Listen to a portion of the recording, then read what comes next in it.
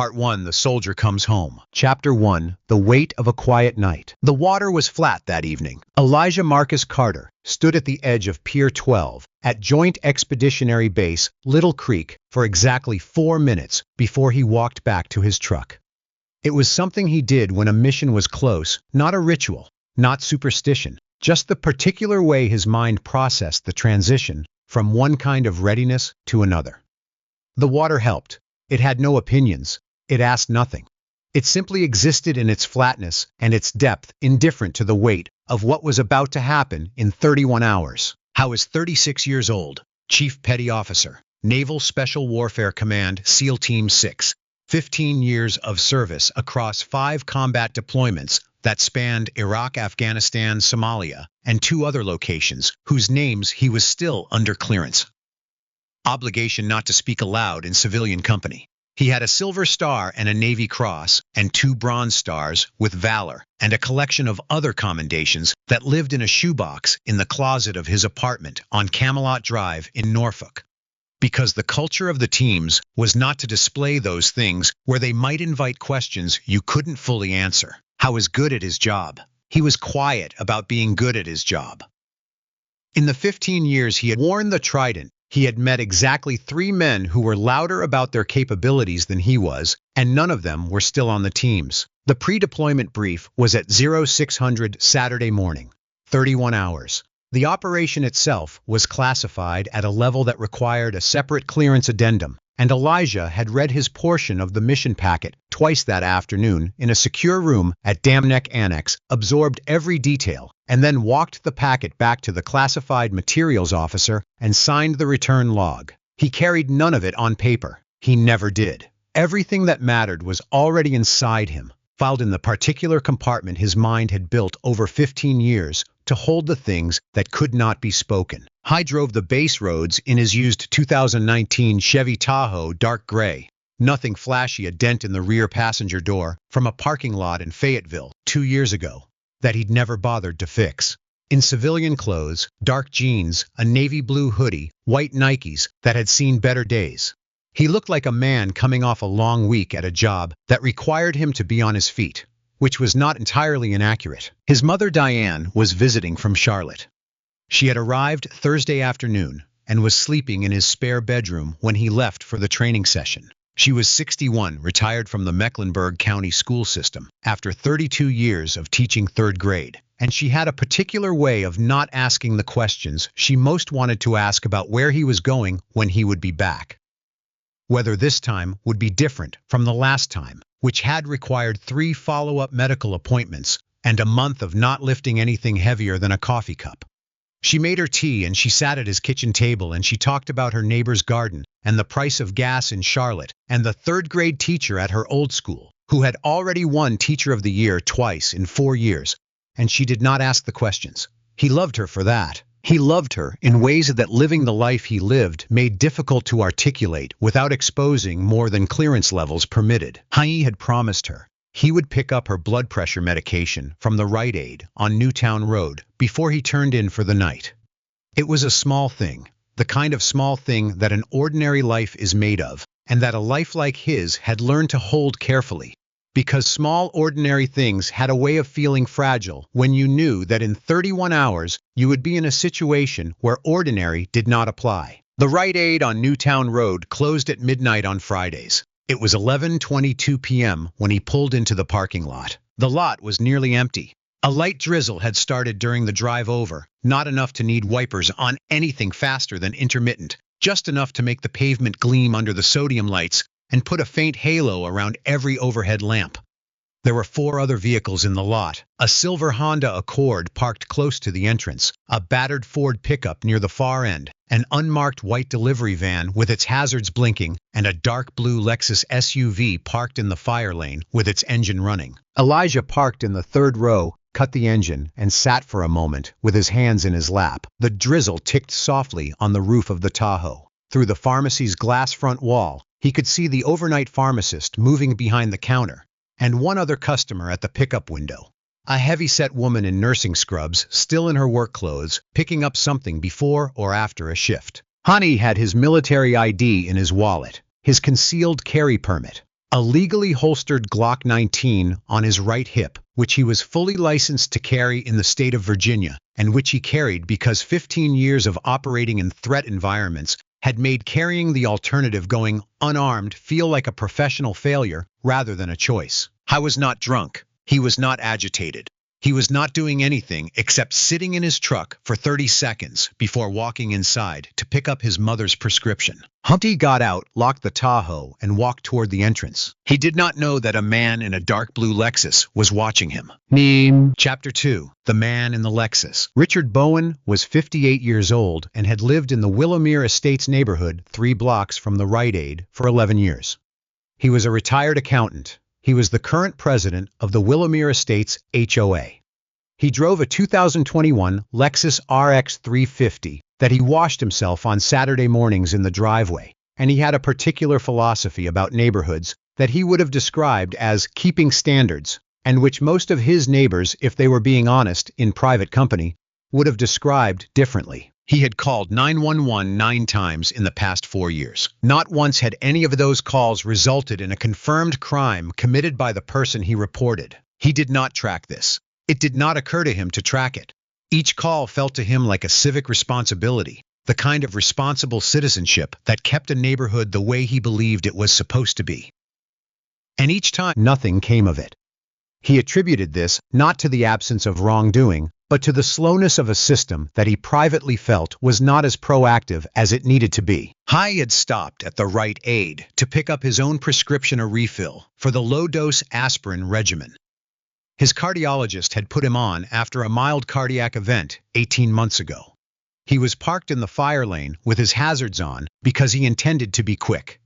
He had seen Elijah park the Tahoe and walk toward the entrance, and something in the way the man moved the physical size of him, the hoodie, the hour had produced in Bowen, a specific kind of alertness. Hunt watched Elijah enter the store. Hunt sat in his Lexus engine running. He waited. When Elijah came back out 9 minutes later, carrying a small white paper pharmacy bag and nothing else, Bowen was already on his phone. He had not gone inside. He had been sitting in the fire lane the entire time watching. "Yeah, I'm at the Rite Aid on Newtown Road," he said to the dispatcher. "There's a suspicious black male in the parking lot. Mid-30s, athletic build, dark hoodie. He was in the store for a while, and now he's just standing in the lot. I think he might be casing vehicles." Elijah was not standing in the lot. He was walking back to his truck, the pharmacy bag in one hand, keys in the other. But Bowen had already said what he said. The dispatcher logged the call at 11:31 p.m. and assigned it to the nearest available unit. Officer Chad Pullman was 29 years old, 18 months on the force, and had received a commendation 3 months ago for demonstrating initiative during a vehicle pursuit that his sergeant had later reviewed and privately described as somewhat aggressive but ultimately defensible. He had a quality that his training officers had noted, a readiness, a forward-leaning tension that could be useful in high-stakes situations and that in low-stakes situations sometimes outpaced the circumstances. His partner for the evening was Sergeant Dale Hurst, 51 years old, 22 years, on the Virginia Beach PD. The kind of cop whose record was clean in the way that records are clean when you are careful. Never the one who crosses the line in a way that generates paperwork. Always the one who interprets the situation in a way that makes crossing the line look like procedure. He had a salt and pepper mustache and a way of standing with his hand resting on his holster that was not quite threatening and not quite neutral, but something in between that communicated always that he had already decided how this was going to go before you opened your mouth. They were 3 blocks away when the call came through. Pullman turned the cruiser into the Rite Aid lot at 11:34 p.m. The headlights swept the wet pavement in a slow arc. In the third row of parked cars, Elijah Carter was standing next to his Tahoe, about to unlock it and get in. The headlights hit him like a wall. He stopped. He did not run. He did not reach for anything. He turned slowly, because that was the training and the instinct and the lesson learned before he was old enough to drive. You make yourself visible. You move slowly. You give them no reason and no excuse.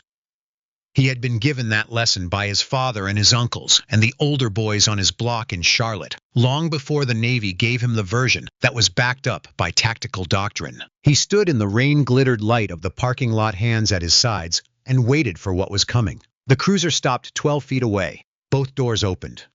Part 2, Escalation. Chapter 3. You matched the description. Pullman came around the front of the cruiser, first flashlight already out and aimed directly at Elijah's face. Not at his hands, at his face. The light was bright enough that it narrowed the world to a white circle and made everything outside it irrelevant. "Hey, stop right there!" Pullman's voice had the particular edge of someone who had already decided the story before he arrived. Not afraid primed. The way a person sounds when they have committed to a version of events and are now walking into it. Elijah stopped. He had already stopped. He stood with his hands visible, the pharmacy bag in his right, his keys in his left. And he looked past the flashlight's glare and thought, with the calm professional part of his brain that remained operational in all circumstances: assess, identify, respond. Do not escalate. Give them nothing to use. "Yes, sir," he said. "What's the problem?" His voice was level. He had used that voice in the Helmand province, in the streets of Mosul, in situations where keeping his voice level was the difference between a conversation and an exchange of fire. Keeping it level here in a parking lot in Norfolk at 11:34 p.m. in the drizzle was not something he needed to concentrate on. It was simply what came out. Hurst came around from the passenger side, slower, heavier, with the confident, unhurried movement of a man who has never felt the need to hurry because he has always been on the side of the encounter that wins. His hand was on his holster, not reaching for it, just resting there. A reminder, a statement of geometry. "We got a call," Hurst said. "Somebody matching your description was seen acting suspicious in this lot, possibly casing vehicles." "What description, sir?" Elijah asked. It was not a challenge. It was a sincere question. He already knew the answer. He had known the answer before the cruiser finished turning into the lot. Hurst's eyes moved over him once. Black male, mid-30s, athletic build. This lot. Elijah held the silence for exactly one beat. "That's a broad description, sir. I'm a customer. I just picked up a prescription from the pharmacy. I've been in this lot for approximately 12 minutes. "You got ID?" "I do," Elijah said. "It's in my back left pocket. I also need to inform you that I am carrying a legally licensed concealed firearm on my right hip. I have my carry permit in my wallet. I would like to reach for both carefully. Is that okay?" The word firearm hit the air between them, and Pullman's hand moved to his weapon before the word had finished landing. Not a draw, just a placement, a preparation. The body language of someone shortening the distance between possibility and action. Hurst took a step forward. That step told Elijah everything. Not a step toward conversation, a step toward conclusion. The kind of step that happens when a decision has already been made and the person making it is now merely closing the space between intention and outcome. "Don't reach for anything," Hurst said. His voice had gone flat, not angry, not loud, simply flat, the way an instrument sounds when the person playing it has moved past performance and into mechanism. "Hands above your head." Elijah raised both hands above his head. Pharmacy bag in one, keys in the other. Inside his chest, behind the steady exterior, something tightened. Not fear. He had examined fear in enough situations to recognize its specific qualities, and this was not it. This was recognition. The cold, evaluative part of his brain that had been trained to assign probability to outcomes was telling him that this had moved past the normal script faster than it should have. That the space between suspicion and certainty had been crossed without the usual middle ground. He had seen this before, not on operations, closer to home. "Gentlemen," he said, keeping each word measured and distinct, the same cadence he used in environments where clarity was a survival tool. "I am a Chief Petty Officer in the United States Navy SEAL Team 6, stationed at Little Creek. I have done nothing wrong. I was inside that pharmacy for approximately 9 minutes. There is security camera footage at every entrance and exit of this building. I just need you to allow me to show you my identification." Pullman moved behind him. Elijah felt the hand on his right wrist, practiced, tight, then his left. And there was something in the grip, something performative, something that said this action had been decided before Pullman got out of the car, before the cruiser turned into the lot. Perhaps before the shift had even started. "We're detaining you for investigation," Pullman said, and the metal closed around both wrists with a double click that was in its way the loudest sound in the parking lot. Wow. Chapter 4, Face Down. Elijah did not struggle. This was not passivity. This was not fear. This was a calculation so rapid and complete that it had happened before the second handcuff clicked shut, an assessment of options, probable outcomes, and the specific geometry of the situation as it now stood, which produced one unambiguous answer. Do not give them anything additional. Do not move unexpectedly. Do not raise your voice. Do not give them a second thing to write in the report. I was guided not gently, but not violently. The controlled pressure of practiced force to the hood of his own Tahoe. His cheek met the cold, rain-slick metal of his own vehicle. The drizzle ticked softly on the back of his neck. He breathed, in through the nose, out through the mouth.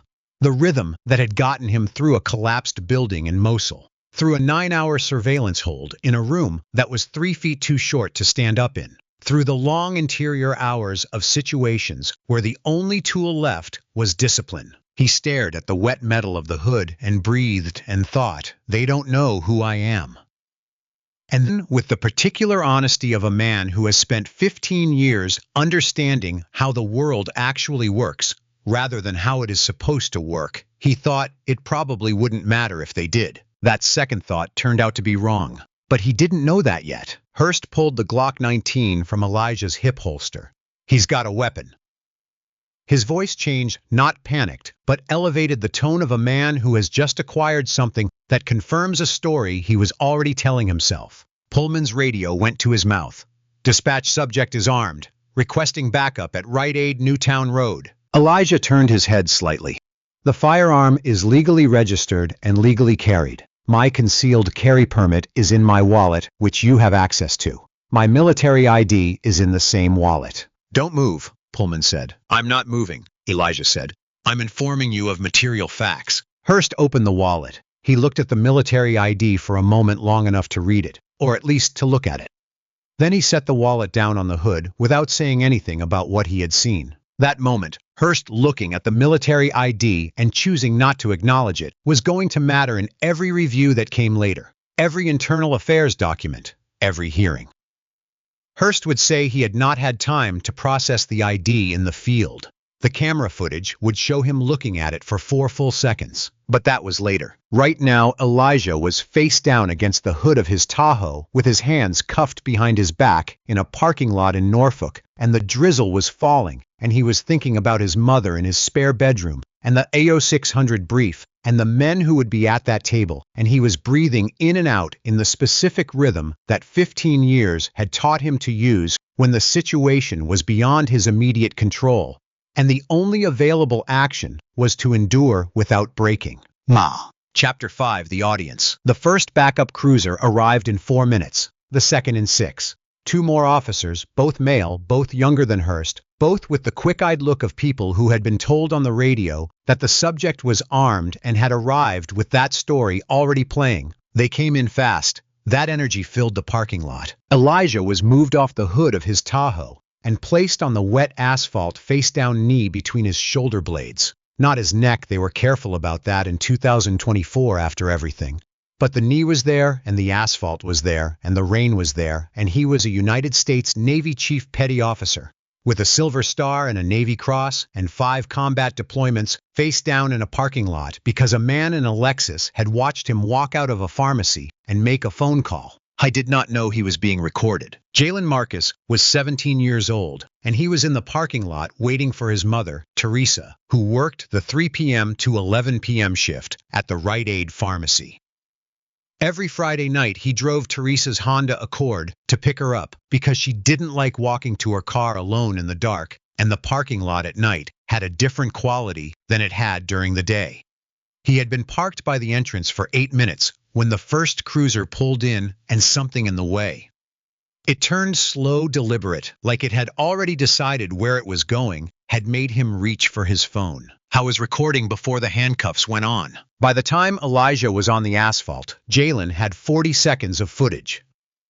By the time the second backup arrived, he had 90 seconds. By the time Teresa came through the pharmacy's side door and found her son in the parking lot with his phone aimed at a scene she had no context for, Jalen had nearly 3 minutes of uninterrupted footage on a phone that was already connected to his cloud backup. 2 women in a red Subaru had stopped at the lot entrance and were watching through their windshield, not parking, not leaving, just stopped, because there are moments when the human instinct toward witness overrides every other instinct, when the body understands, before the brain can articulate it, that something is wrong. An elderly man named Calvin Delaney, 73, a retired Army sergeant who had served in Vietnam and who had been sitting on his front porch across the street because the night was warm enough, despite the drizzle, watched from his chair, with his arms folded and his face very still. He watched for a long time. Then he went inside and got his phone. Officer Rodriguez, 29 years old, 4 years on the Virginia Beach PD, had arrived in the 2nd backup unit. She stood at the edge of the scene and watched Elijah on the asphalt, calm, not struggling, not making noise, and felt something in her chest that she could not immediately name. She had been in dozens of detainment situations in 4 years. She had never felt quite this specific version of what she was feeling now. It was the man's stillness that did it. She had seen people on the ground before, people who were high people, who were frightened people, who were angry people, who had given up and gone slack. She had never seen someone on the ground who looked like this man looked. He looked like someone who had been in worse places and had learned something from them, like someone who was not on the ground because he had been broken, but because he had made a calculation, and this was the result, and he was enduring it the way you endure a situation that you have correctly assessed and that you know will end. She wanted to ask Hurst a question. She started to. "Sergeant, maybe we should secure the scene," Rodriguez, Hurst said without looking at her. She stopped talking, but she looked at Jalen across the lot, at his phone, at the angle, and she noted it. She pulled out her own notebook. She began to write down exactly what she had observed and exactly what she was observing now, in the specific shorthand of someone who has decided quietly, without announcement, that she is going to be a witness. Part 3, Confrontation at the Station. Chapter 6, Processing Room 4. The drive to the 4th precinct took 11 minutes. Elijah sat in the rear of the cruiser, behind the scratched plexiglass divider, and watched the wet streets of Norfolk slide past the orange glow of traffic lights, doubled in the wet pavement, the empty intersections, a gas station, with a single car pulled up to the pump. The world behind the plexiglass had the flattened, unreachable quality of a screen showing footage from somewhere else. I was thinking about the phone in his jacket pocket. I had been thinking about it since the moment the cuffs went on. Not about calling anyone, not yet, that would come, but about the fact of it, the weight of it, the possibility it represented.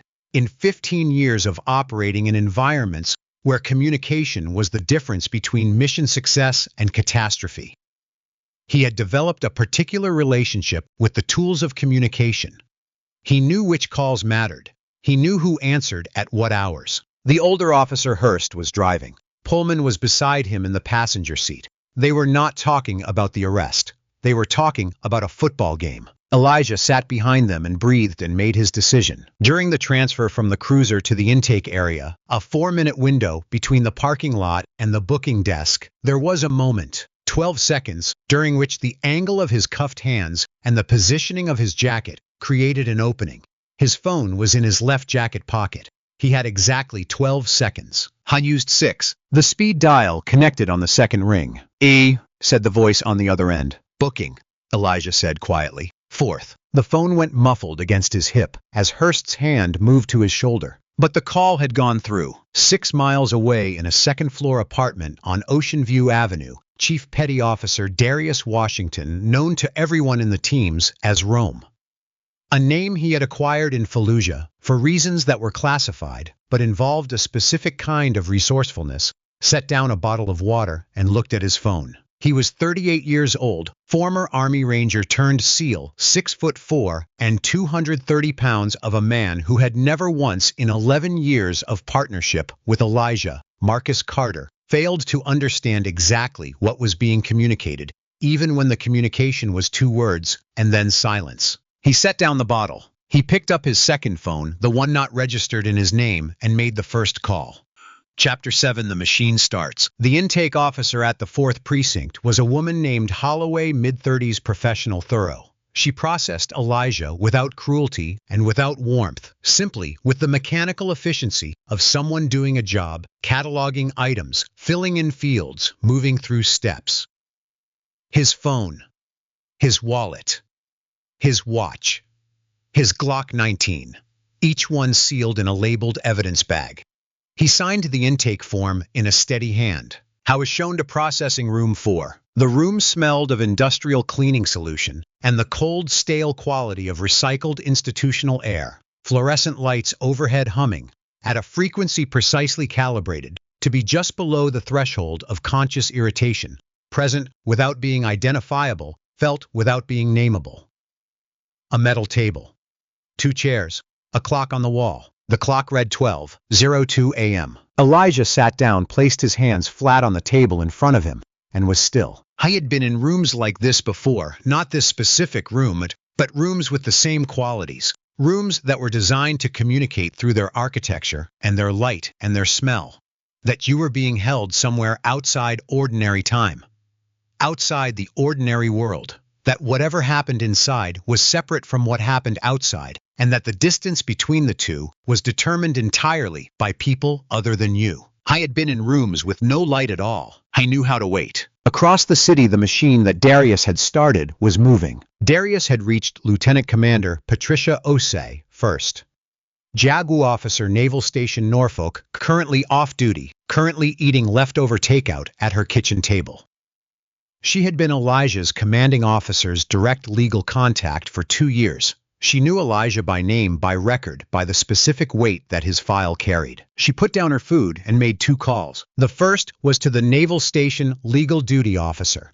The second was to Commander Douglas Whitfield, SEAL Team 6's commanding officer, who was at a dinner in Virginia Beach with his wife and their youngest daughter, who was visiting from college. He excused himself from the table when he saw who was calling, stepped outside and stood on the sidewalk in front of the restaurant, and listened to Osei for 45 seconds, and then said 3 words. "Where is he?" I was already moving toward his car.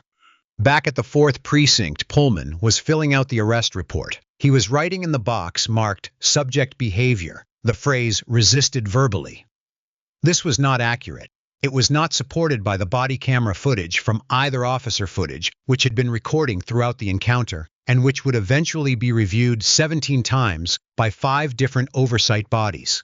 But Pullman was writing it now, at 12:14 a.m. in the yellow light of the processing room's anteroom, and Hurst was looking over his shoulder, and neither of them said anything about the military ID that had been in the wallet, which Hurst had seen and set aside. In room 4, Elijah sat with his hands on the table and his breathing even and the clock on the wall showing 12:17 a.m., and he had been there for 15 minutes and no one had come. He assessed his options the way he would assess a situation in the field, methodically, without sentiment, with absolute clarity about what was known and what was unknown. Option 1, cooperate fully, remain silent, wait for the pharmacy security footage to be reviewed. Estimated time, 2 to 4 hours, potentially longer, if Hurst chose not to move quickly on exculpatory evidence.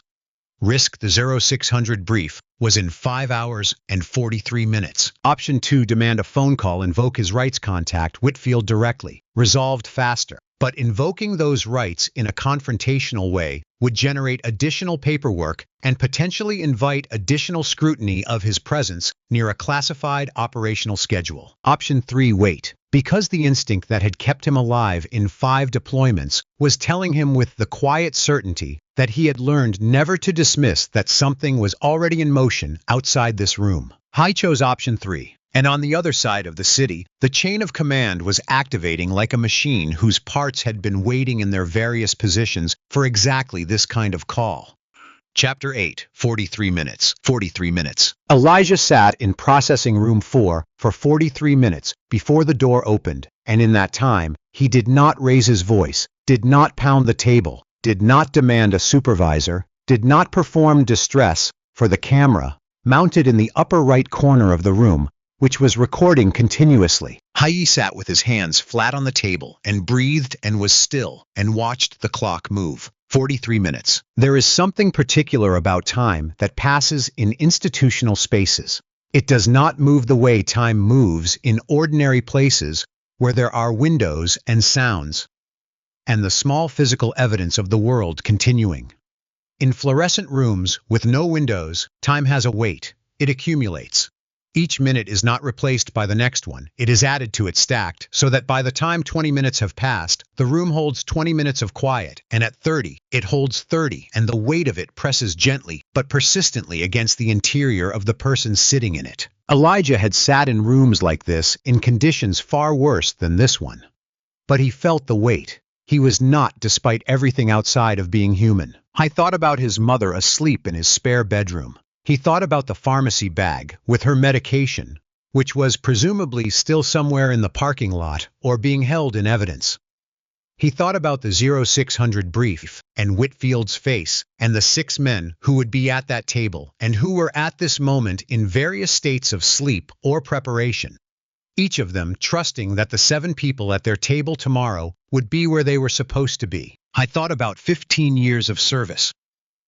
Not with bitterness. He had examined bitterness in the specific way you examine a tool to see if it's useful, and he had found it to be consistently not useful, but with a kind of clear-eyed inventory.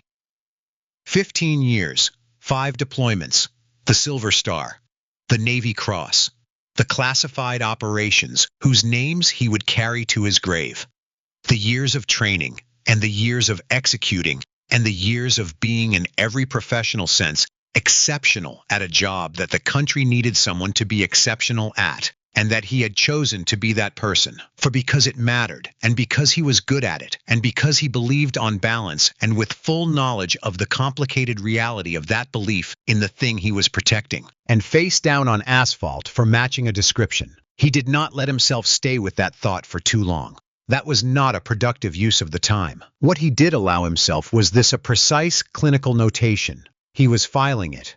Every second of this, the handcuffs, the asphalt Hurst's flat voice, the military ID being set aside without comment, the arrest report with resisted verbally in the field, he was filing all of it in the specific mental folder where he kept things that would eventually need to be accounted for. He was a methodical man. He did not forget details. He did not release them. The door opened at 12:48 a.m. He had been face down on a public parking lot, a man with 15 years of service, 5 combat deployments and credentials that could have ended this in 60 seconds if anyone had bothered to look. Think about that for a moment. What would you have done in his position? Would you have stayed as calm as he did, or would you have responded differently? Drop your answer in the comments. I genuinely want to know. And if this story is already sitting heavy with you, hit the like button. It helps more people see stories like this one. It was not Hurst who opened the door. It was Officer Rodriguez, and she was holding a tablet, and her face had the look of a person who has just seen something that has reorganized her understanding of the situation from the ground up. She had gone to the pharmacy at 12:31 a.m. Not on Hurst's orders, on her own initiative, because the thing she had written in her notebook in the parking lot was sitting in her chest like a splinter.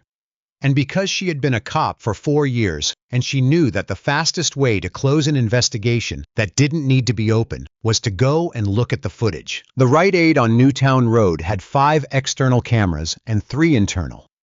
The overnight manager had been cooperative. Rodriguez had asked for the footage from 11:15 p.m. to 11:35 p.m., which covered the full window of the parking lot incident. What the footage showed: Elijah Carter arriving in his Tahoe at 11:22 p.m., sitting in his vehicle for 30 seconds, entering the pharmacy at 11:22:47 p.m., moving directly to the pharmacy counter, picking up a prescription, paying, exiting the pharmacy at 11:31:19 p.m., walking directly to his vehicle. At no point during his 9-minute visit was he near any other vehicle in the lot. At no point did he approach any car other than his own. At no point was there any other person in the lot on foot near the vehicles. In the corner of the footage, barely visible, there was a dark blue Lexus parked in the fire lane with its hazards blinking.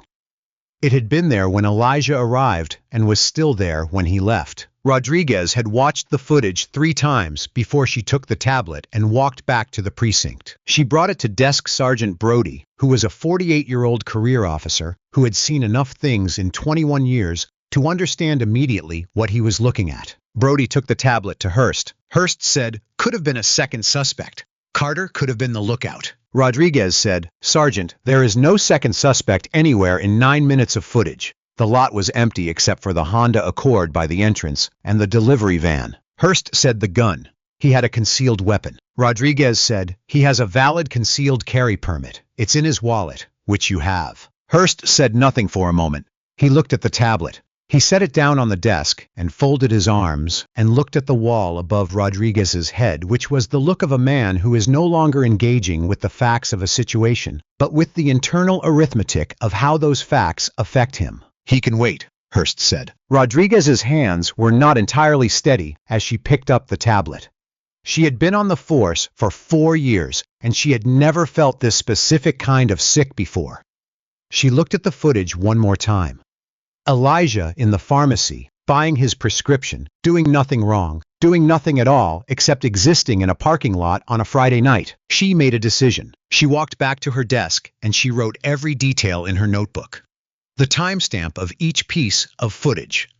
Hurst's exact words, the time she had reported to him, the time he had declined to act. She wrote it all down in the specific hand of a person who has decided to be a witness and who understands what that decision may cost and has made it anyway. Part 4, The Reveal. Chapter 9, A Phone Call That Changes the Room. The desk phone at the 4th Precinct's main processing desk rang at 12:51 a.m. Brody answered it. He listened for 11 seconds. During those 11 seconds, his face went through 3 distinct phases: professional neutrality, confusion, and something that was not quite fear, but was in the same family. He set the phone down carefully. He looked at it for a moment, the way you look at something after you have put it down, but are not yet ready to move away from it. Then he stood up from behind the desk and walked down the corridor toward processing room 4. And his walk had a different quality than it had 10 minutes ago. Faster, less casual. The walk of a man who has been informed that the geometry of the room has changed in a way that requires a different approach. He knocked once on the door of processing room 4 and opened it. Elijah was sitting exactly where he had been sitting for 43 minutes, hands flat on the table. On the table, breathing even, watching the clock. He looked at Brody without expression. Brody said, "Sir, there's been a mistake. I apologize. I need to ask you to come with me." "Sir" was new, not "hey," and not the subject number that intake had used. "Sir." Elijah stood. He did not respond. He looked at Brody for a long moment, long enough that Brody, who was not accustomed to being the one who needed to look away first, looked away first. Then Elijah walked to the door. Chapter 10. The credentials come out. The main processing room was the largest space in the precinct's booking area. It had 4 desks and 8 chairs and a whiteboard with shift assignments and a smell of old coffee and floor wax and the particular institutional staleness that was identical in every precinct Elijah had ever been inside on 3 continents. Hurst was there, standing with his arms crossed near the far wall. His posture, the posture of a man who has not yet been fully updated and who is maintaining his position on the basis of momentum. Pullman was there slightly to Hurst's left, and he looked different than he had in the parking lot. In the parking lot, he had been forward-leaning, primed, occupying space. Here he looked smaller. The room had changed around him somehow, and he had not yet processed how. Elijah stopped in the center of the room. He looked at both of them. He said nothing for a moment, not the silence of someone who has run out of words, but the silence of someone who is choosing them. Then he reached into the evidence bag that Brody had handed him. His personal effects returned, and he opened his wallet. He placed his military ID on the table. He placed it slowly, deliberately, with the same controlled motion he would use to set down an instrument in a sterile environment. Precise, intentional, absolutely no wasted movement. Then he placed his Naval Special Warfare Command credentials beside it. The card was black and gray, with the eagle and trident seal of Nisaufdar's command embossed in the upper left corner. The text across the top read, Naval Special Warfare Command in block capital letters. His name, his rank, his unit. Then he placed his Department of Defense identification and his top-secret SCI clearance card beside that. The clearance level was printed in red. 3 cards on the table. He placed them the way he would place 3 pieces of evidence in a briefing room, which was, in every practical sense, exactly what this was. The room was quiet. Hurst picked up the first card. He read it with his mouth slightly open, the involuntary response of a man whose brain is processing something that does not match the story it has already committed to. He looked at the second card. He looked at the third. He set the third one down very carefully, as if sudden movement might make the situation worse, like a man who has realized he is standing next to something live. Pullman had gone the color of old chalk. Rodriguez, who had come into the room quietly and was standing near the door with her notebook, let out a slow breath through her nose. The desk sergeant, Brody, had his pen in his hand and was looking at the table with an expression that indicated he was already thinking about what needed to be documented and in what order. The 2 backup officers who had been in the room were edging with the subtle sideways movement of people who would prefer not to be associated with where they are standing toward the door. Elijah looked at Hurst. When he spoke, his voice was not raised. It was not theatrical. It did not perform anything. It was the voice he used in command situations, not the voice of a man who is angry, but the voice of a man who is operating, which is a different and in some ways more serious thing. "I want the name of the individual who made the 911 call," he said. "I want the complete arrest report that was filed tonight. I want the name of every supervisor currently on duty in this building, and I need all of them in this room in the next 10 minutes. He paused. "Because I have a classified operational briefing at 0600, and I have now been in this precinct for 49 minutes, and I would like this process to move forward efficiently." Hurst looked at the cards on the table. He looked at Elijah. He looked at the cards again. I did not say anything. He had 22 years of experience, and none of it had prepared him for this moment, because 22 years had taught him that the story he had entered this room with was the story. That was the whole architecture of how this was supposed to work, and the architecture had just come apart. Chapter 11. The Room Shifts. High had handed over credentials that most people will never see in their lives, and the room had gone silent. If you were in that room right now watching it happen in real time, what would you have been thinking? Would you have spoken up sooner like Rodriguez did, or would the weight of the room have held you still? Tell me in the comments, and if you believe that accountability matters, please share this video. Every share gets this story in front of someone who needs to hear it. Commander Douglas Whitfield arrived at the 4th Precinct at 1:04 a.m. in uniform. Not the working uniform, not the utility gear of a man who has thrown something on quickly. The dress uniform. Every element of it pressed and placed and correct. He had stopped at home between the restaurant and the precinct for exactly 8 minutes, which was how long it took him to change, and the decision to change had not been made out of vanity or theater.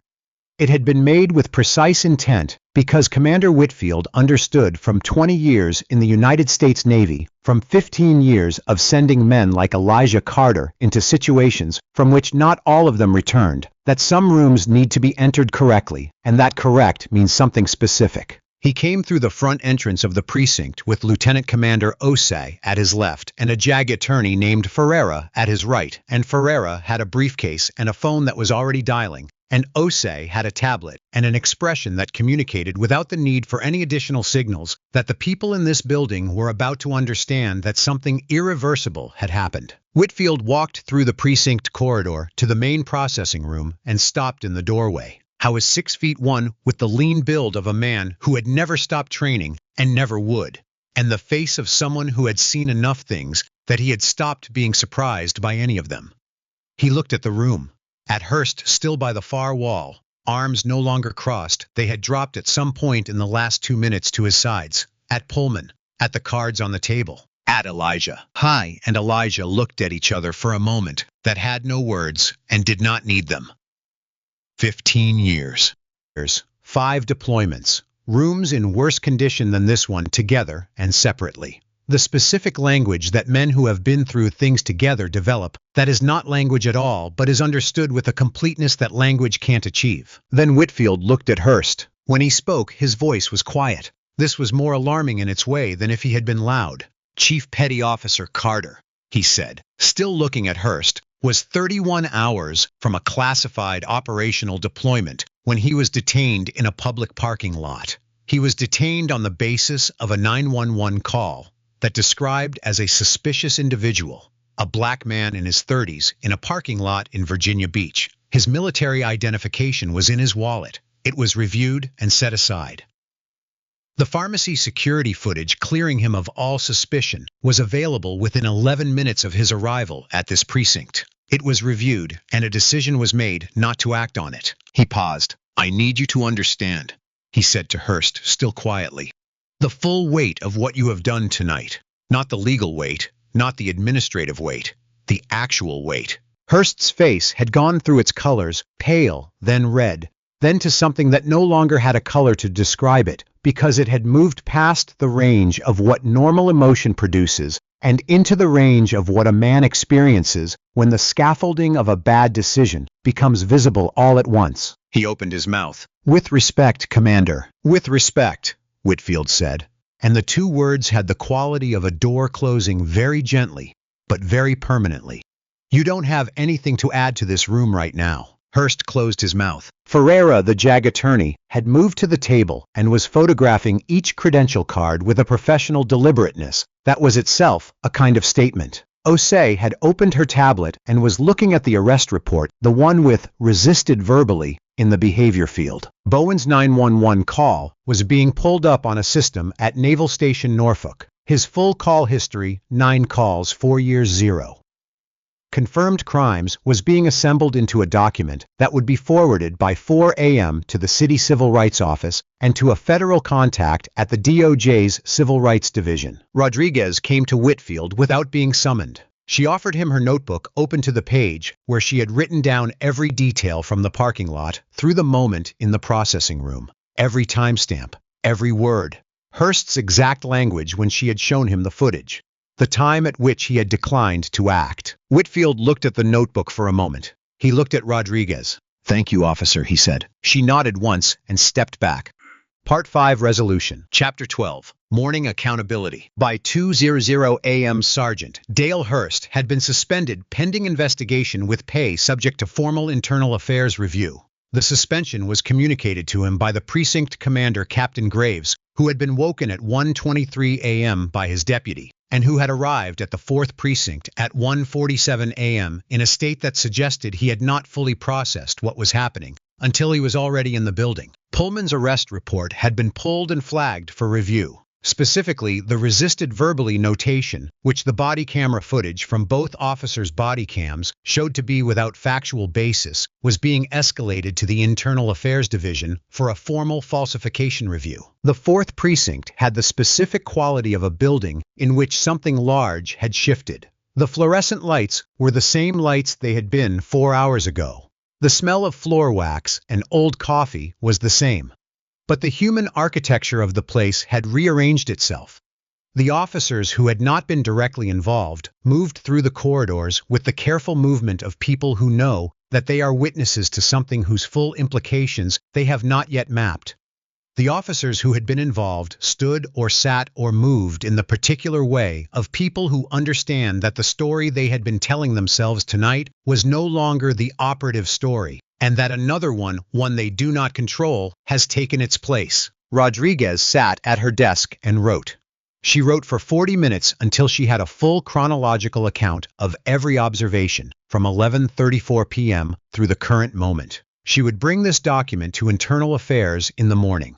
She would not be asked to do this. She would do it because it was the correct thing to do, and because she had looked at the footage of Elijah in the pharmacy, a man picking up his mother's prescription, doing nothing wrong, doing nothing at all, and because she had heard Hurst say it could be a second suspect, and because she had decided in the quiet of her desk at 2 a.m. in the 4th Precinct that she was going to be the kind of officer she had thought she was going to be when she started this job. Jalen Marcus had been home for an hour. He had sent the footage to his cloud backup to his cousin in Richmond, to a friend in Norfolk who ran a small local news aggregate account on Instagram, and to a contact at Wavy TV 10, whose number he had gotten from his journalism teacher. By the time he went to bed, the Instagram account had 847 views. By the time he woke up at 7 a.m., it had 43,000. Calvin Delaney, the retired Army sergeant who had watched from his porch, had sent his footage taken on a phone that was not great,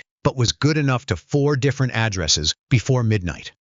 One of them was the NOACP's Virginia chapter. One of them was a reporter at the Virginian Pilot. One of them was a congressional aide whose number he had kept since a community meeting 3 years ago. One of them was his nephew, a civil rights attorney in D.C. who did not sleep that night. Elijah Carter was released from the 4th Precinct at 2:11 a.m.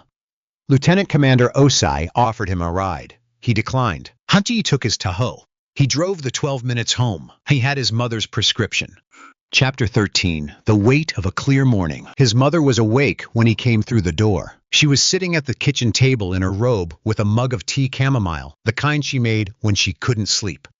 And when he came in, she looked at him the way that mothers look at sons who do dangerous things for a living, which is a look that is not entirely readable because it contains too many things at once. Relief fear that was no longer necessary but hadn't yet dissipated. Love that is large enough to hold the fear and the relief and everything else without losing its shape. She said, "Sit down." Hunty sat down. She put another mug in front of him. He held it in both hands and felt the warmth. They sat across from each other at the kitchen table at 2:23 a.m. in a small apartment in Norfolk, Virginia, and neither of them said anything for a long time. I was thinking about what it meant to be the kind of person whose job required him to be in the professional assessment of the United States Navy and the Department of Defense exceptional. Exceptional in ways that were classified. Exceptional in ways that had on 5 separate occasions required him to be in places where the difference between his skill and the alternative was measured in lives.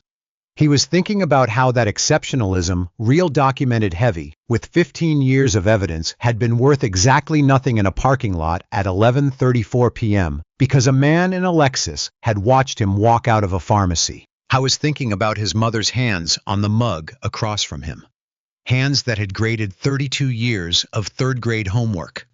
Hands that had signed the forms that sent him to boot camp at 21, that had held his face when he came home from the first deployment with a look behind his eyes that he hadn't had when he left, that had put the chamomile on the stove tonight without him asking and without her asking why. I was thinking about the things she had never said out loud, the fears she had carried for 36 years in the specific way that Black mothers carry the particular knowledge of a country that has always had a version of this story available to deploy at any moment. Parking lots and traffic stops and lobbies of buildings and corners. And anywhere the geometry is wrong and the story gets told before you open your mouth. She had been right to carry it. She had been right every time she carried it, and he had been tonight its subject. Not despite 15 years of service. Not despite the Silver Star and the Navy Cross and the 5 deployments. Not despite any of it. And he had come home. He wanted her to know that. He had come home. "It worked out," he said. She looked at him. She nodded once slowly with the nod of a woman who already knows things before she is told them, and who does not require the details as long as the essential fact has been communicated. "I know," she said. "I have a brief at 0600, he said. "Sleep," she said. He'd slept for 3 hours and 15 minutes. He arrived at Dam Neck for the 0600 brief at 5:52 a.m. He was 7 minutes early. Whitfield, standing at the head of the briefing room, gave him a look when he walked in. A specific look. The look contained several things: an acknowledgement of what had happened, a recognition of what it cost, a statement unspoken but fully present of the accounting that was going to follow, and underneath all of it, the bedrock of what it meant to command men like this, which was that they were going to show up. They were always going to show up. Elijah took his seat. The brief began. I had been up until 2 a.m. in a police processing room. He had slept 3 hours, and he was 7 minutes early to the most important meeting of the next 31 days. Not because he had to be, because that's who he was. I'm asking you, is there someone in your life who carries that kind of weight quietly?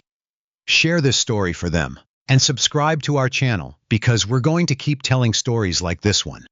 Part 6, Aftermath. Chapter 14, The Accounting. The operation lasted 22 days. Elijah returned on a Tuesday morning in early November, cleared the debrief, showered, ate, and then sat down at his kitchen table with a mug of coffee and 3 documents that Lieutenant Commander Osei had sent to his secure email. He read them in order. The first document was the completed internal affairs review of the 4th Precinct incident. It was 73 pages long. Elijah read every page. The findings: Sergeant Dale Hurst had been placed on administrative leave pending a formal disciplinary hearing on 3 counts: failure to process exculpatory evidence in a timely manner, conduct unbecoming, and dereliction of duty. The specific notation reviewing the military ID and declining to act on it was documented by body camera footage, Holloway's intake report, and Rodriguez's written account, which was 7 pages and had been described by the Internal Affairs Review Board as detailed, consistent with the photographic and video evidence, and submitted voluntarily without inducement. Officer Chad Pullman was facing a formal falsification review for the resisted verbally notation, which 3 pieces of video evidence, the body cams, the pharmacy lot camera, and Jalen's footage conclusively contradicted. His union had retained counsel. The review was ongoing. The second document was a summary of Richard Bowen's 911 call history, compiled by Osei's office in collaboration with the Virginia Beach PD and the City Civil Rights Division. 9 calls over 4 years. All 9 callers identified as black. 0 confirmed crimes. The pattern had been forwarded to the DOJ Civil Rights Division and was under review as part of a broader investigation into 911 call patterns in 3 southeastern Virginia cities. Bowen's HOA presidency of Willowmere Estates would end 3 months later under circumstances that the HOA's board minutes described as voluntary resignation due to scheduling conflicts, and that everyone involved understood differently. The third document was a letter, not institutional, not from the department or the JAG or the government. It was a personal letter on plain white paper in the handwriting of a man who was not practiced at communicating things he needed to say. It was from Sergeant Dennis Hurst, 22 years, on the Virginia Beach PD. The letter was 4 paragraphs. It was not eloquent. The grammar in the 3rd paragraph was uncertain, but it was written on actual paper in actual ink by a man who had gone home that night and sat in his kitchen and looked at the footage on his own television, the footage that was now on 3 local news stations and counting, and seen himself, and had not been able to look away. The letter said, "I reviewed the footage on the night in question, and I chose not to act on it for reasons I told myself were procedural, and that I now know were not.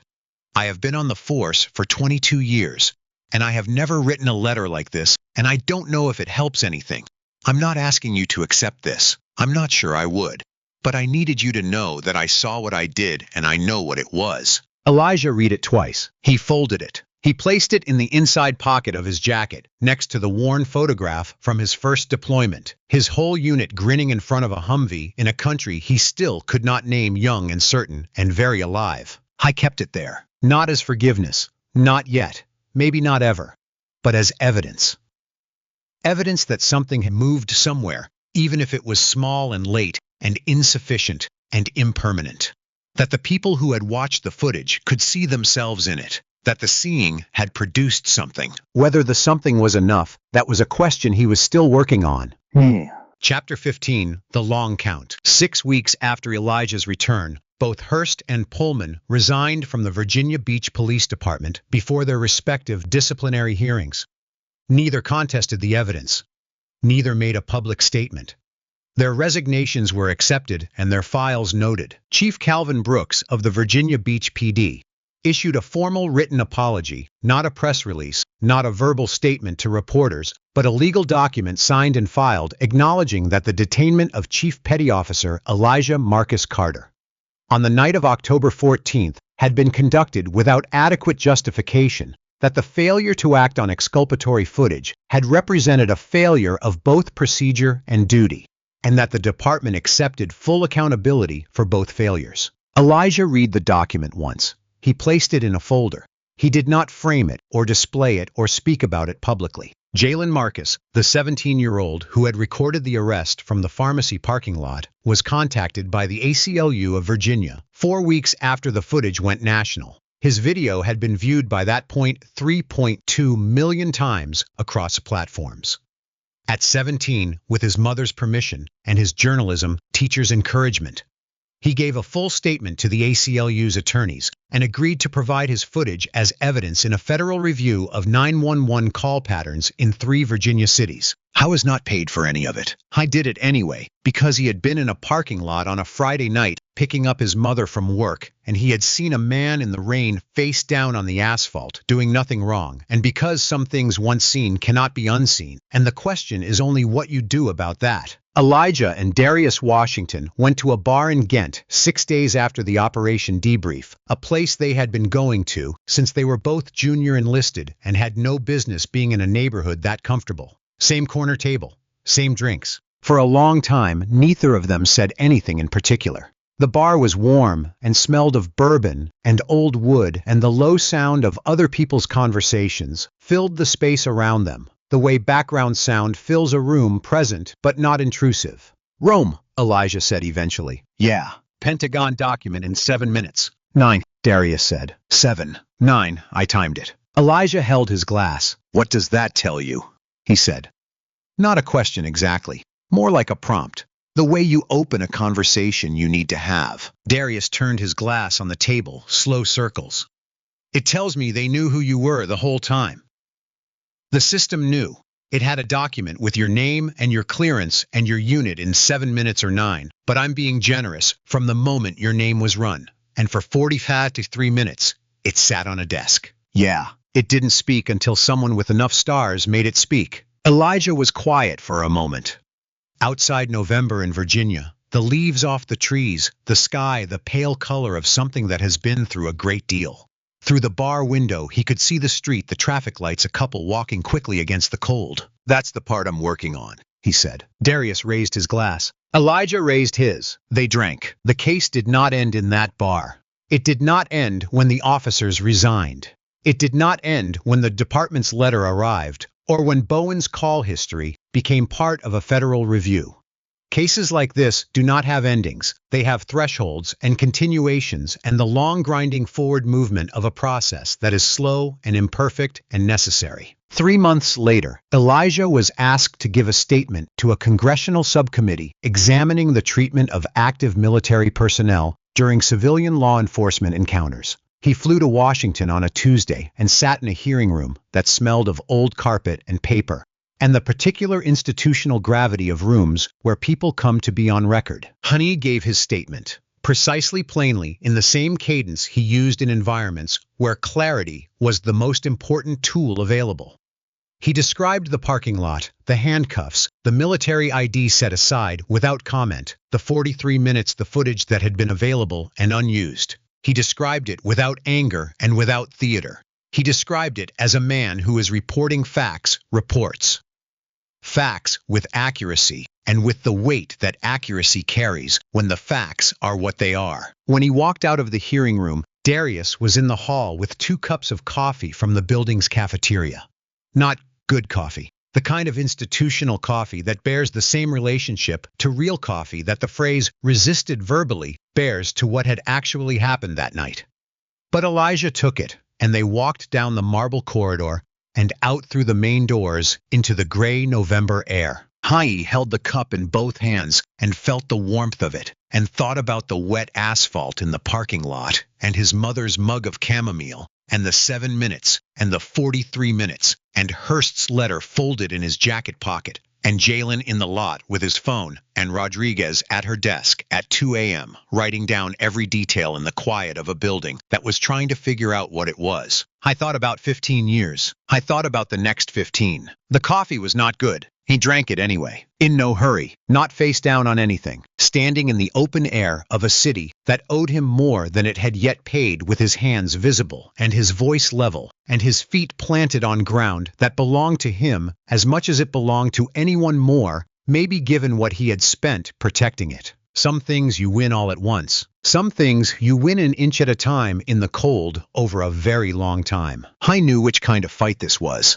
I had been in longer ones. I was still here. And he would keep being here in every briefing room, every parking lot, every congressional hearing room with its old carpet gravity. Every corner table in a warm bar in November, with the same stillness and the same precision and the same absolute refusal to become something smaller than what he was. That was not a declaration. It was not a performance. It was just the truth. And the truth, as Elijah Marcus Carter had learned over 36 years and 15 years of service, and 5 deployments and 1 parking lot in Virginia Beach, had a weight that outlasted everything that tried to bury it. There is a kind of justice that arrives like a verdict, loud, public, immediate.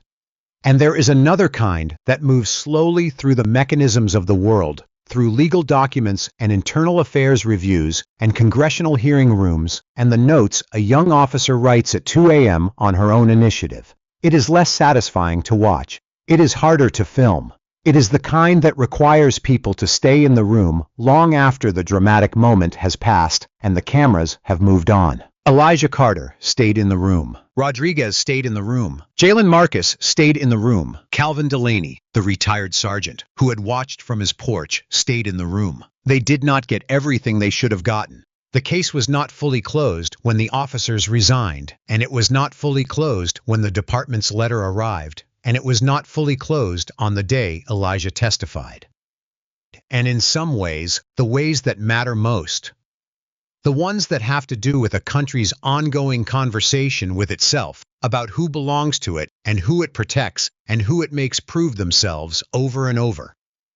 In parking lots and hearing rooms, it was not closed at all, but it moved. And movement, Elijah had learned, was not nothing. Movement was in fact everything.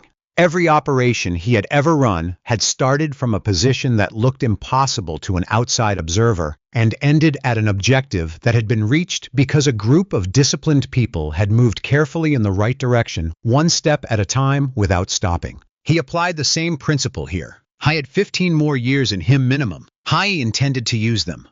If this story stayed with you, if it made you feel something, or think something, or remember something, please like this video and share it with someone who needs to hear it. These stories matter not because they are comfortable, but because they are real, and because the people who live them deserve to be seen. Subscribe to our channel. We will keep bringing you stories like this, stories about dignity and accountability and the long fight for both. Thank you for watching with us today. Stories like Elijah's don't get told enough, and when they do, it matters. Every person who watches, who shares, who stays until the end. You are part of how the truth keeps moving. We are grateful for every one of you. See you in the next one. The base at dusk had a specific quality that Elijah had never been able to fully explain to anyone who hadn't experienced it. It was the quality of controlled purpose. Every road sign, every building, every uniformed figure moving between facilities, contributing to a single organized intention. The flag at the main entrance was lowered at 1700 with the precision of a ceremony that had been repeated so many times it had become not just ritual, but architecture. The water beyond Pier 12 caught the last horizontal light of the evening and held it in the way that flat water does, as a kind of mirror, inverted and still. Pelicans moved in formation over the channel, and somewhere across the water, a helicopter was banking south, and the sound of it was indistinguishable in the particular register of the base from the ordinary machinery of a world that was perpetually prepared for something. Elijah stood at the edge of the pier and looked at the water and felt the transition happening inside him. The slow shift from the version of himself that existed in the civilian world outside the gates with its parking lots and grocery runs and mother's prescriptions and ordinary Friday nights to the version that was already beginning to orient itself toward the operational timeline ahead. It was not a dramatic transition. It never was. It was more like a lens adjusting, bringing a different set of details into focus while the others softened. He had made this transition 47 times in 15 years. He had never found a better place to do it than at the edge of water that had no opinion about what was coming. He drove the base roads after leaving the pier and thought about the strange quality of invisibility that his life required of him. Not the operational invisibility, the classified designation, the unit that was not named in public communications, the deployments logged under cover designations in files that required 3 levels of clearance to access. That invisibility was professional and understood and had a logic to it. He had chosen it. What was stranger, and what he thought about sometimes in the quiet moments, was the civilian invisibility. The way he moved through the grocery store and the gas station and the pharmacy, as a man who looked like other men, who carried nothing that announced itself, who existed in the same world as everyone else but experienced it from behind a partition of information that could not be shared. His mother knew he was Navy. She knew he was something specific within the Navy. She had seen over 15 years, enough of the aftermath, the particular quality of how he returned from things, the way he moved in the weeks after coming home, the medical appointments he described in vague language to understand without having been told that what he did was not something ordinary. She never asked. He never told. And in the space between those two silences, the relationship had developed a specific warmth, the warmth of two people who love each other enough to carry without complaint the parts of the truth that cannot be spoken. He thought about that warmth as he drove. He was going to pick up her prescription. He was going to drive 12 minutes to his apartment, where she was sleeping, and put the bag on the kitchen counter and go to bed, and in the morning, he would be at the brief, and in 31 hours, he would be somewhere else entirely. And she would sit at his kitchen table with her chamomile and wait for him to come back, and she would not ask where he had been or what had happened there. And he would come back and say, "It worked out." And she would nod, and that would be enough. Because they had built their relationship in the shape of a country that had taught both of them in different ways what it meant to serve something larger than yourself while carrying something it would not protect. The asphalt was cold and wet against his cheekbone. Not rough. The parking lot was relatively new, the surface smooth with the particular uniformity of commercial paving, only the faint texture of aggregate visible up close. But cold. The drizzle had pooled in small depressions across the surface, and the water was clear, and the sodium lights above turned it orange where it pooled. He was looking at it from an inch away, and he was breathing in through his nose and out through his mouth, and he was thinking with the part of his brain that did not stop processing, regardless of what was happening to the rest of him, about the specific sequence of events that had brought him to this position. He was thinking about Hurst's hand going to his wallet, about the 4 seconds, about the military ID and the decision that had been made in those 4 seconds, which was a decision not to read the name aloud, not to pause, not to recalibrate. I was thinking about the 0600 brief and Whitfield's face and the 6 men who would be at that table and what their respective lives looked like in this moment, sleeping or in training or eating or in conversation with their families, each of them trusting that the 7th person at the table would be there. He was thinking about the specific weight of 15 years, not abstractly, but in the concrete physical terms of what 15 years costs a human body. The knee, the shoulder, the thing in his left hand that still wasn't entirely right in cold weather.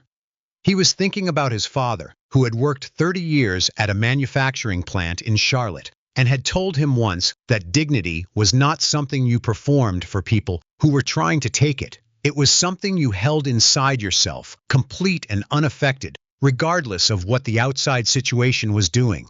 His father had said this after a specific incident that Elijah had been too young to fully understand. He understood it now. He held his dignity inside himself complete, while the asphalt was cold against his cheekbone, and the drizzle ticked on the back of his neck. And he thought, I am noting all of this. I will remember all of this, and it will be accounted for. It happened gradually, the way things accumulate in parking lots at night. First, it was Jalen alone with his phone in the Accord recording. With the instinct of someone who has learned that documentation is a form of protection. Then the red Subaru at the lot entrance, 2 women who had stopped without parking engine, idling, watching through the windshield with the stillness of people who recognize that a thing is wrong before they can name specifically what the wrong thing is. Then the delivery van driver, a heavy-set white man in his 40s who had come out to adjust his hazard lights and had stayed standing behind his open door with the uncertain posture of someone who is not sure what his role is in what he is witnessing, but who has not gotten back in his van. Teresa Marcus came through the pharmacy's side door and found her son in the lot with his phone up, and she looked at what he was filming, and she stood very still with her hands at her sides and did not say anything. Calvin Delaney, across the street on his porch, had gone inside for his phone but had come back out and was now standing at his porch railing rather than sitting, which was its own kind of statement. There were no crowds, no gatherings, no noise, just the quiet accumulation of witnesses, each one held in place by the specific weight of what they were seeing. The man on the asphalt was still. Not defeated, still, not shock still, but the particular stillness of a person who has made a calculation and arrived at the only correct answer and is now executing it with a precision that was to anyone watching closely in direct contradiction to the narrative being enacted around him. The witnesses watched. They did not intervene. What would intervening look like at 11:47 p.m. in a parking lot with 4 police vehicles and 4 officers? They did what witnesses do. They stayed. They recorded. They wrote it down. They sent it to people.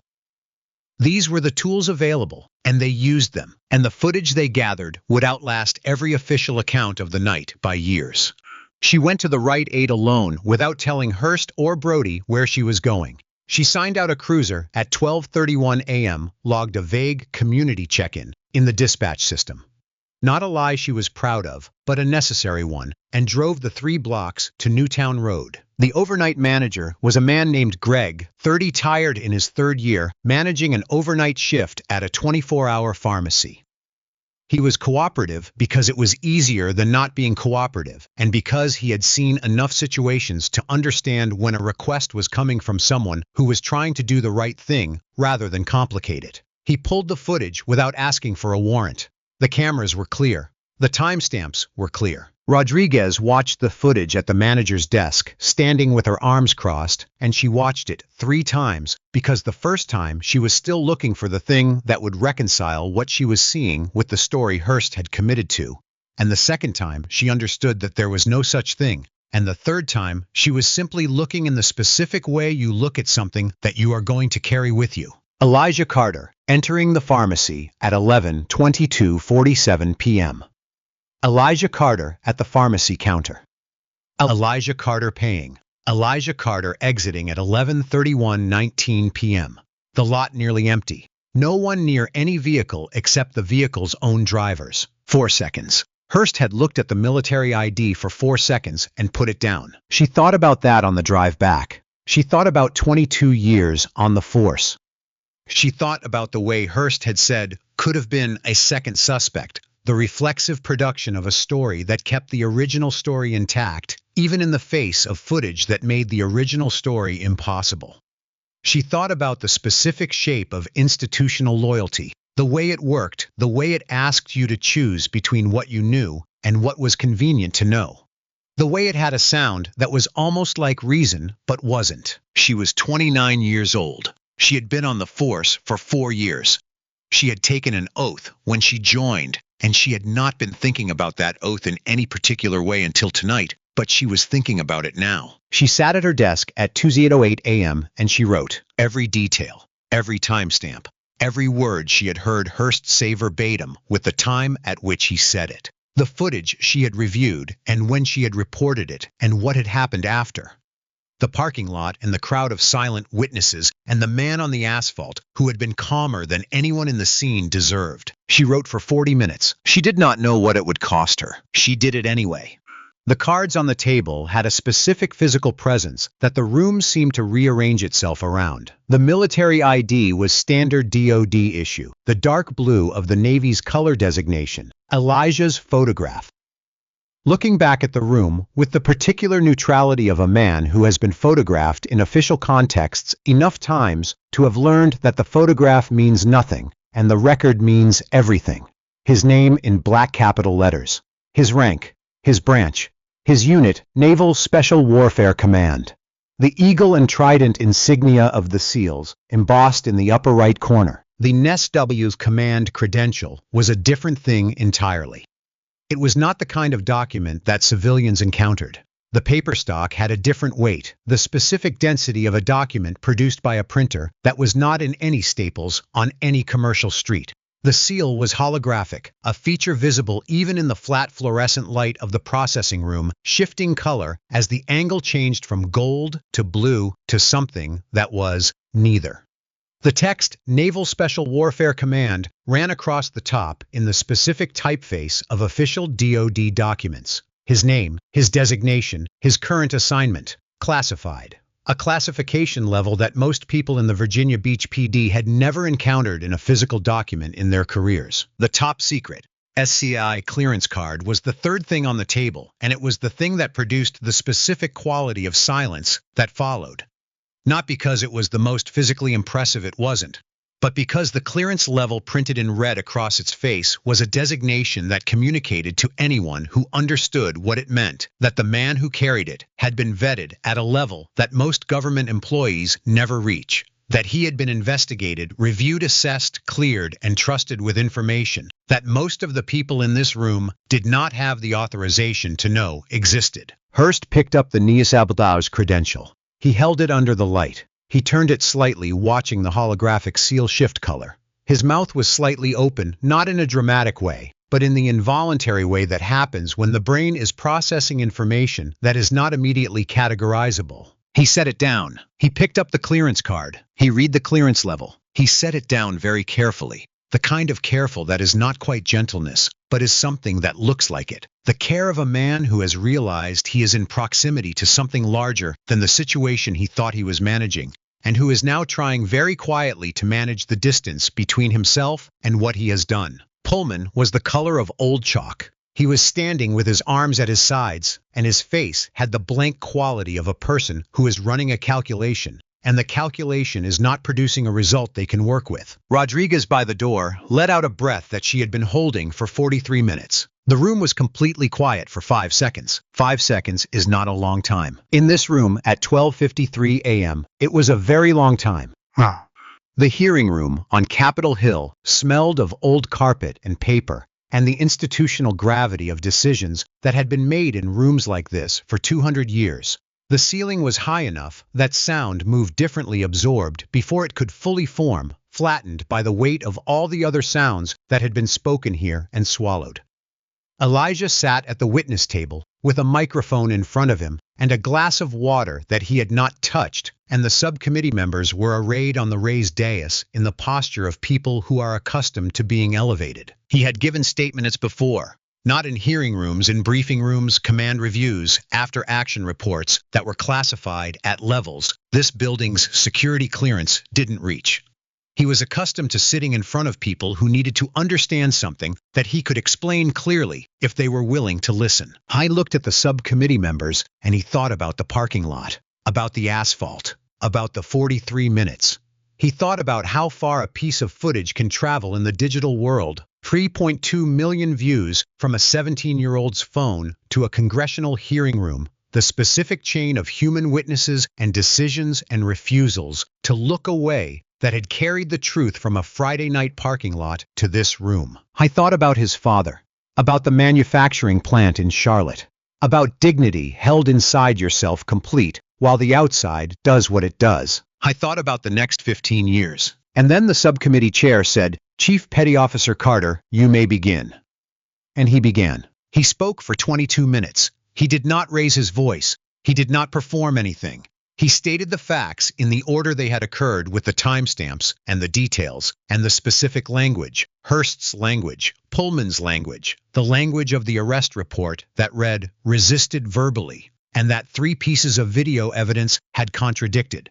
He stated it all. And then he was quiet, and the room was quiet, and the subcommittee members, most of them, looked at their papers or at the table or at a point in the middle distance with the look of people receiving information that has required them to update their understanding of something they would have preferred to leave undisturbed. He walked out into the marble corridor. Darius was there with the coffee. It was not good coffee. Honey took it. The call came through at 11:39 p.m. and lasted 6 seconds. 2 words, and then muffled silence. But Darius Washington had known Elijah Carter for 11 years and 4 deployments and a series of situations that had produced between them the specific vocabulary of 2 people who have trusted each other with their lives repeatedly. He did not need more than 2 words. Booking, 4th. Meant I have been arrested. I am being transported to the 4th precinct booking. I cannot say more. I need you to move. He set down his water bottle on the counter of his apartment kitchen. He picked up the phone that was not registered in his name. He thought for exactly 2 seconds about who to call first. Not because he was uncertain, but because the sequencing mattered, because a chain has a correct starting point and a wrong one, and he was a man who had learned the value of correct sequencing in situations where the cost of getting it wrong was measured in ways he preferred not to think about during a Friday night in his kitchen. He called OC first, not because she outranked the options she didn't, but because she was the person who could initiate the legal protections that would determine what happened in the next 2 hours, and because she was the person who would know immediately exactly what 4th Precinct Friday night officer detained meant in the specific context of who Elijah Carter was and what was happening in 31 hours. She answered on the first ring. He gave her 12 seconds of information. She said 3 words, "I've got it," and hung up. He poured the water down the sink and put on his shoes and drove to the 4th Precinct anyway, because Elijah would have done the same. She had been awake since midnight. She told herself it was the unfamiliar bed she always slept differently in Elijah's spare room, which faced west and let in a different quality of light than her own bedroom in Charlotte, and had a different weight of silence. She told herself it was the tea she'd had at 9, which she always said didn't affect her sleep, but which might have on this particular night. She did not tell herself it was the thing she had been carrying for 36 years, the specific maternal vigilance of a black woman in America who had sent her son into a life that required him to be exceptional in ways that could not always protect him from the oldest and least exceptional dangers. She did not tell herself that because she had developed over 36 years the particular skill of not naming certain things too directly. If you named them directly, they grew larger. If you held them at a slight angle in your peripheral awareness, you could carry them without being crushed by them. She sat at his kitchen table with her chamomile and the quiet of his apartment around her, and she thought about his voice on the phone that afternoon. The specific quality of a voice that is preparing for something it cannot describe. She had heard it before that quality. She knew it the way a musician knows a chord, not by analysis, but by the body's immediate recognition. She had heard it before every deployment, every time he came through the door with that particular walk that meant the weight of the next thing had already settled onto him. At 2:13 a.m. she heard his key in the lock. She did not move. She sat with her hands around her mug and listened to the specific sounds of him coming in the door. The lock, the soft fall of his footsteps on the hardwood, the sound of him setting his keys down on the kitchen counter by the door, the same sound in the same place every time he came home. He came into the kitchen. He looked the way he looked. Not broken. Elijah was not something that broke, but different in the way that a person is different after they have been reminded in a specific and inescapable way of something they already knew and carry, and had not until tonight been required to carry with their cheek against wet asphalt. She said, "Sit down." Honey sat. She put the mug in front of him. They sat across from each other in his kitchen at 2:23 a.m., and they did not say the things that were in the room with them. The fear, the years of it, the specific texture of this particular fear, which was different from the fear of his deployments, because the deployments had a logic to them, a structure even in their danger. This did not have a structure. This was the structureless thing, the parking lot, the description, the 4 seconds, and the decision. She had been right to carry it. She had always been right. But he was here. He was here across the table from her.